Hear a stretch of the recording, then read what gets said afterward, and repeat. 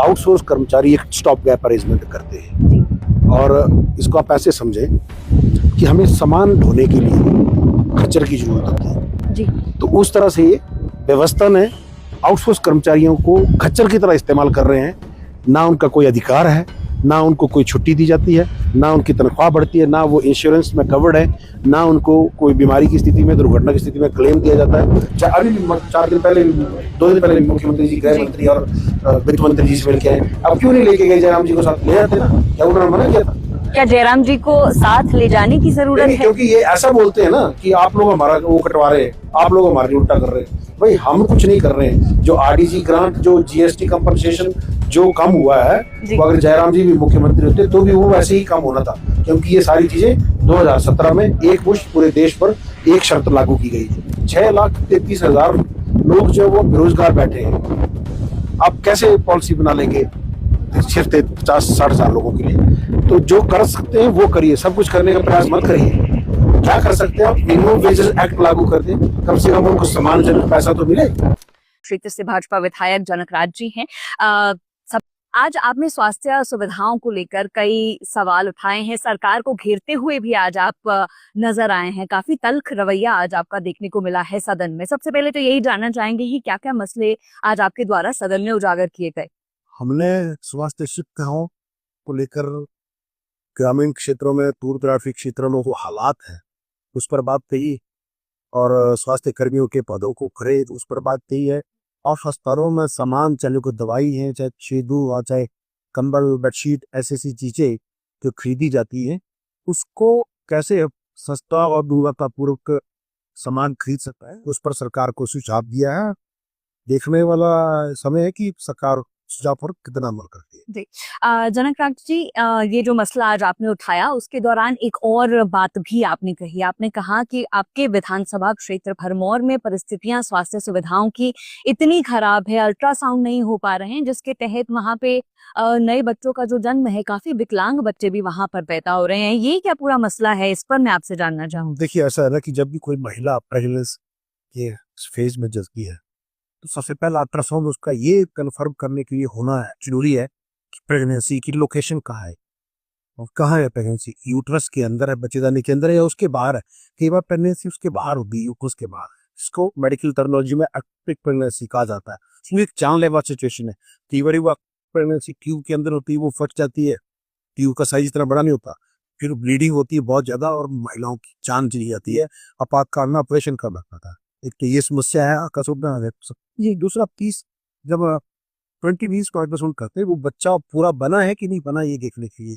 ये बार क्या होता है कि जन्मजात विकलांगता जो बच्चों में होती है, कोई अंग उनके सही से नहीं बने होते, कुछ ऐसे अबनॉर्मलिटीज होती है जो कंपैटिबल नहीं होती लाइफ का, आदमी सदा नहीं बचता, तो वो फिर बच्चे को जन्म देती है औरत, या ऐसा बच्चा जन्म होता है जो पैदा होने के बाद तुरंत मर जाता है, या कुछ ऐसी डिसेबिलिटीज होती हैं जिनके साथ आदमी की मृत्यु तो नहीं होती है, बच्चे की मृत्यु तो नहीं होती है, परंतु जीवन और उसको समस्या के साथ जीना पड़ता है।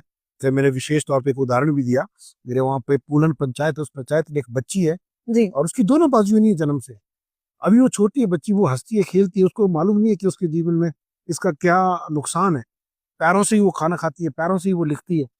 जब वो बड़ी होगी, जी वो छोटी सी बात है, बाकी चीजें सारी छोड़े आप, जी वो शौच जाने के लिए भी किसी की मदद के बिना शौच नहीं जा सकती, वो पानी नहीं पी सकती किसी की मदद के बिना। इतना गंभीर मसला, ये तो एक उदाहरण है। ऐसे अनेकों असंख्य लोग ऐसे हैं, और केवल इस वजह से हैं क्योंकि हमने समय पर अल्ट्रासाउंड करके ये जांच नहीं करी कि बच्चा अंदर कैसा है।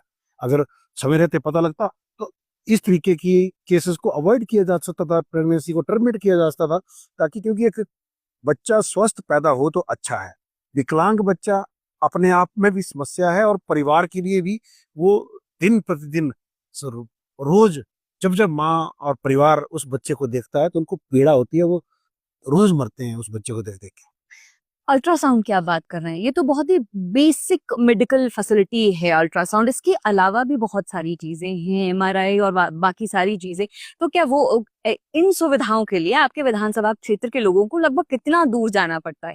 देखिए, लगभग 70 किलोमीटर दूर जाना पड़ता है मेरे एक हिस्से, जो बरमौर है, और जो पांगी है उनको तो लगभग अगर चंबा आना है डायरेक्टली साच पास के थ्रू कुछ महीने के लिए वो रास्ता खोलता है, इसको लगभग 300 किलोमीटर, और बाकी समय में जम्मू कश्मीर से होके या हिमाचल के सारे डिस्ट्रिक्ट को क्रॉस कर आप मान के चलिए कम से कम 300 किलोमीटर दूर जाना पड़ता है एक अल्ट्रासाउंड करवाने के लिए।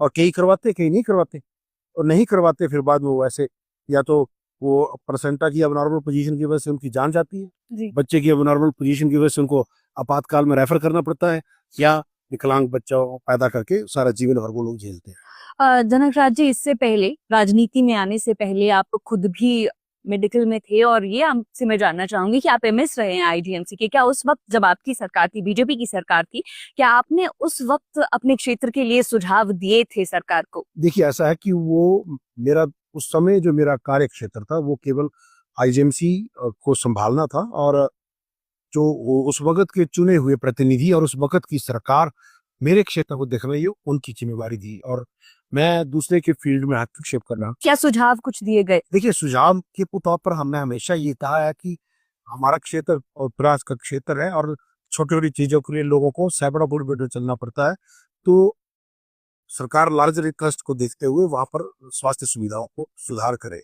ये बात हमने हमेशा। सरकार ये भी कह रही है कि रोबोटिक सर्जरी जो है शुरू करने की बात सरकार द्वारा कही गई है, इसको किस तरह से आप देखते हैं? देखिए ये अच्छा बात है, रोबोटिक सर्जरी एक एडवांसमेंट है, न्यू टेक्निक है, पर तो इसका लाभ किसको मिलेगा, पहली बात जी। वो अभी तय नहीं है।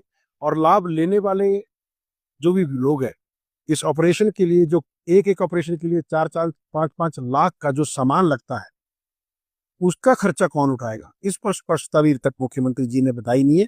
और मैं जानना चाहता हूं, और प्रदेश भी ये जानना चाहता है कि वो 4 लाख 5 लाख रुपए का खर्च जो एक ऑपरेशन में आना है वो कौन उठाएगा। आउटसोर्स कर्मचारियों का मसला भी आपने सदन में उठाया था। आपने ये भी कहा कि आपने खुद भी आउटसोर्स कर्मचारियों को नौकरी पर उस वक्त रखा कोरोना काल में, लेकिन अभी तक अगर देखा जाए तो आउटसोर्स कर्मचारियों के लिए सरकार कोई भी नीति बनाती हुई नहीं दिखाई दे रही है। आप क्या मानते हैं कि आपने खुद आउटसोर्स कर्मचारियों के साथ काम किया है, तो कितना जरूरी है प्रदेश में आउटसोर्स कर्मचारियों के लिए कोई नीति होना? देखिए कर्मचारी तो स्थायी होने चाहिए, रेगुलर होने चाहिए। आउटसोर्स कर्मचारी एक स्टॉप गैप अरेंजमेंट करते हैं, और इसको आप ऐसे समझें कि हमें सामान ढोने के लिए खच्चर की जरूरत होती है, और खच्चर को हमने कैसे तैयार किया, गधे और घोड़े का क्रॉस ब्रीड करके खच्चर तैयार कर दिया। तो उस तरह से ये व्यवस्था ने आउटसोर्स कर्मचारियों को खच्चर की तरह इस्तेमाल कर रहे हैं, ना उनका कोई अधिकार है, ना उनको कोई छुट्टी दी जाती है, ना उनकी तनख्वाह बढ़ती है, ना वो इंश्योरेंस में कवर्ड है, ना उनको कोई बीमारी की स्थिति में, दुर्घटना की स्थिति में क्लेम किया जाता है। तो मैंने ये कहा कि आप पॉलिसी बनाने की बात करते हैं, नहीं बना पाएंगे, पॉलिसी स्पष्ट कहता हूँ, इसलिए नहीं बना पाएंगे क्योंकि वही बात आ गई लोकतंत्र और लार्जर इंटरेस्ट।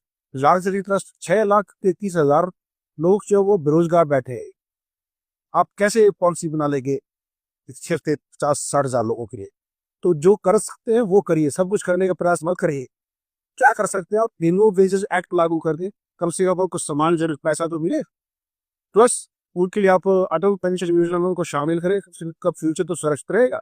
और उनको जो गवर्नमेंट लीव लागू होते हैं वो उस तरह लागू कर दीजिए, उस तरह भी कर देंगे तो ये भी बहुत हो जाएगा। जी, चंबा की आप बात करते हैं, चंबा जनजातीय क्षेत्र है, ये मैं आपसे जानना चाहूंगी। देखिए पहली बात तो ये कि मंत्रिमंडल में स्थान नहीं मिला है बादल, क्या आप मानते हैं कि चंबा का विकास बेहतर हो पाता जिंदल में भी स्थान?